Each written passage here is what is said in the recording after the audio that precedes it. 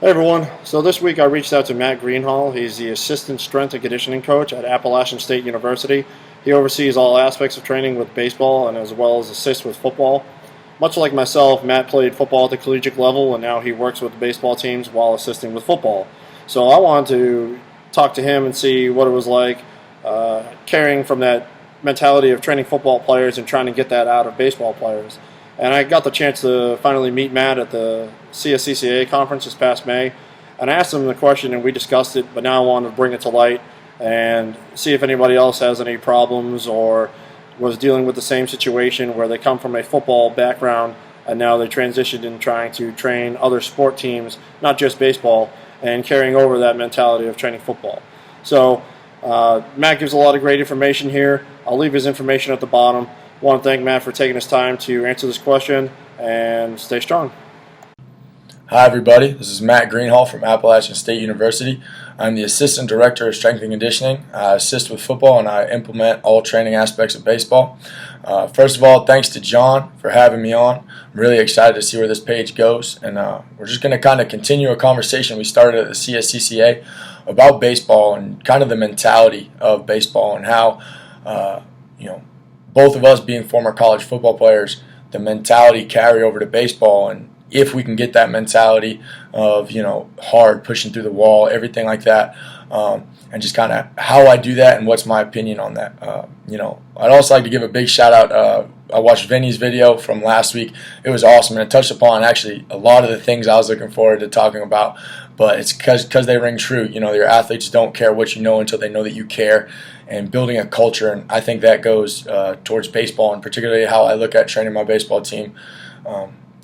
Every day it's got to be something that's done. One of my favorite quotes, strength and conditioning, actually Coach D at the Citadel taught me is, you have to be a thermostat, not a thermometer. A thermometer reads the temperature, but the thermostat sets that thing. So whether it's 6 in the morning, the guys are waking up before they go to class and everything, or whether it's 6 or 7 o'clock at night post practice, they just had a dog tired practice, and now they're coming in to get a weight training session. And what's their mentality going to be coming in?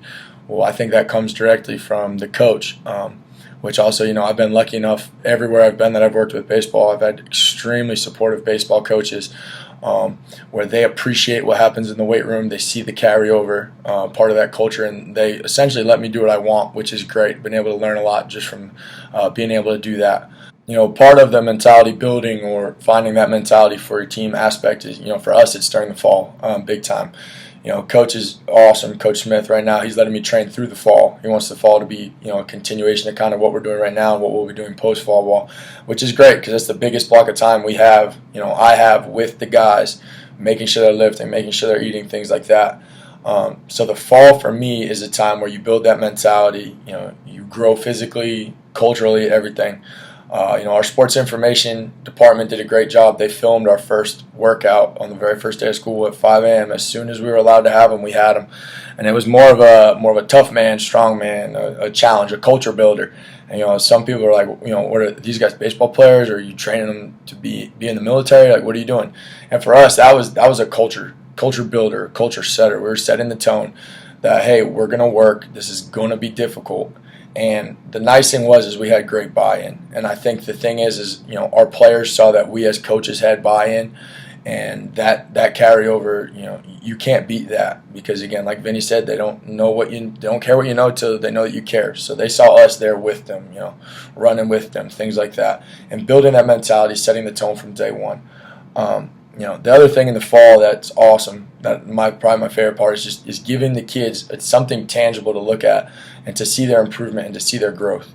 So doing agility tests, speed tests, strength tests. We're going to squat, we're going to bench, and training those, and then at the end of semester, giving them that tangible result of, hey, look, dude, your 30 time dropped, your 60 time dropped, your agility time dropped, you jump farther, your broad jump went up 6 inches, your squat went up however many pounds, look at your bench, look at all these tangible things that you got better at, look at your body weight, you gained 10 pounds, things like that, giving them the tangible evidence. That helps us create the mentality. Well, it goes hand in hand with really pushing in the fall, really grinding the guys up, and lifting heavy, doing culture building activities or competitions, things like that. Is knowing that in the spring, it's a different animal. The length of the season, everything like that. That's really a time where we have to take care of the body. You have to make sure you're preventing your injuries, but you also have to make sure you're maintaining your strength, you're maintaining your body weight. You don't want your guys to shrivel up by the end of the year. And I'm really upfront with the guys about it. I tell them, hey, we're not lifting heavy like we did in the fall, but we're still going to build up to a fairly decent weight. It won't be as many reps, but hey, this is what we do. And being upfront with them and, explaining to them why we're doing things. I think that's been a huge factor in me getting some buy-in from the guys and them appreciating the weight room and understanding what it does for them. And, on the flip side of that, of doing things that are good for the body and injury prevention and this and that, is coming in and getting just some mirror muscles. Telling the guys, hey, look, last 10 minutes of lift, this is the deal. I want a forearm, a tricep, and a bicep, or you can go hit some abs, or you can hit a pad stretch. But hey, you got 10 minutes. This is your time. Go flex. And going and just turn the music up and just kind of letting them almost have like a mental release, just the psychological aspect of, I'm going to get in the mirror, I'm going to do some curls, I'm going to feel good about myself. So when I go up to the plate, I can flex on the pitcher. Things like that. Or, if my mom's in the stands, taking pictures, I'll make sure I fill out my jersey. I think, aspects like that, and making sure that they appreciate the weight room, even during the most difficult part of the year, which is the season, just that grind. You strength coaches that travel with baseball can attest it's a grind. And more than half the time, you just need something to fix you mentally.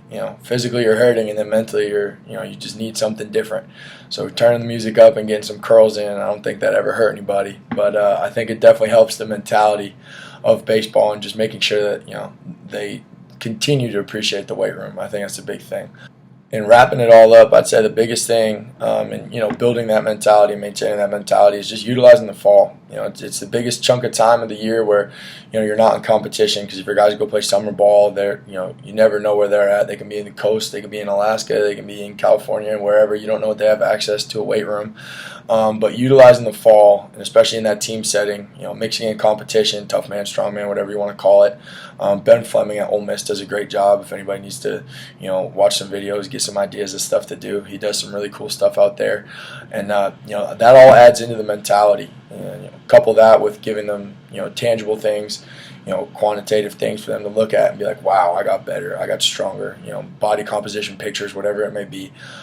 Giving them that, they want to get better, just like any athlete. It's just giving them the means and showing them that, hey, if we do it in the right way and we do it smart, you're not going to need Tommy John. Something crazy is not going to happen. You're still going to be able to swing. You're still going to be able to throw.